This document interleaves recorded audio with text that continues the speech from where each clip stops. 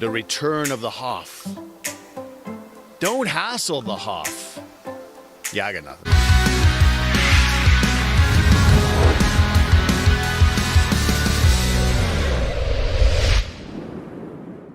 Hi, everyone. I'm Steve Warren, and welcome to another episode of 2 Minute Warning, a look around the world of sports and stuff. Today, we're talking about Mike Hoffman. He, of course, was traded in the offseason to the San Jose Sharks, basically in a one-for-one deal for Mikhail Bodker. Yeah, there were other pieces in there as well, but it was basically a one-for-one arrangement. And yes, I said San Jose.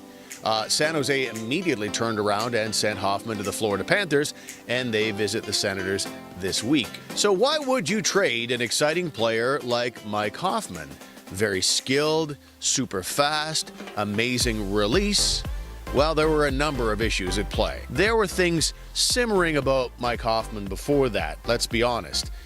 It used to drive me crazy watching him make an on-the-fly line change. He would basically coast through the entire neutral zone sometimes back to the bench. That had me pulling my hair out sometimes. I recall seeing him rolling his eyes on the bench after a conversation with his coach. And let's be honest, he didn't come across most of the time as the warmest character in the world. So there were lots of little signs that there might be something up with Mike Hoffman, but the biggest thing, obviously, was the whole dispute with the Carlsons, and there can be no debate at that stage of the game. I mean, GM Pierre Dorion, after the trade, right after the trade, basically came down and said Mike Hoffman was a big part of why the dressing room was having its problems. So that's the GM's position on the day of the trade. Now, a couple of months later, the players, as Mike Hoffman returns to town, were asked about Hoffman and his dynamic in the dressing room, and even now, didn't come across with the warm and fuzzies. Okay, now contrast that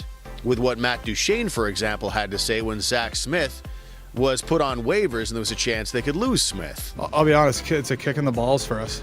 Yeah, that's a bit of a contrast. I don't recall anybody saying anything to that degree about Hoffman. Nobody talked about getting kicked in private areas when Hoffman left town.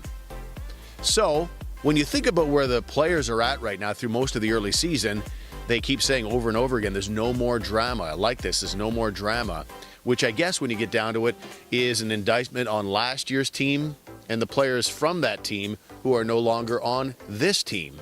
So, I'm not pointing fingers per se, but that commentary kind of speaks for itself. How will Sens fans react when Mike Hoffman hits Sens ice again for the first time since being traded? I think it'll be generally a warm reception. I don't think they're going to have a Rocket Richard level standing ovation that goes on for many minutes, but I think it'll be a warm greeting. Fans will applaud. There'll be the nice video tribute, I would assume.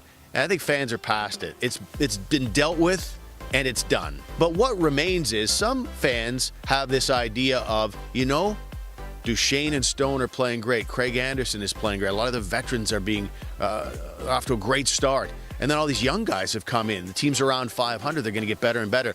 Only imagine what they'd do if they had a guy like Mike Hoffman still in the lineup.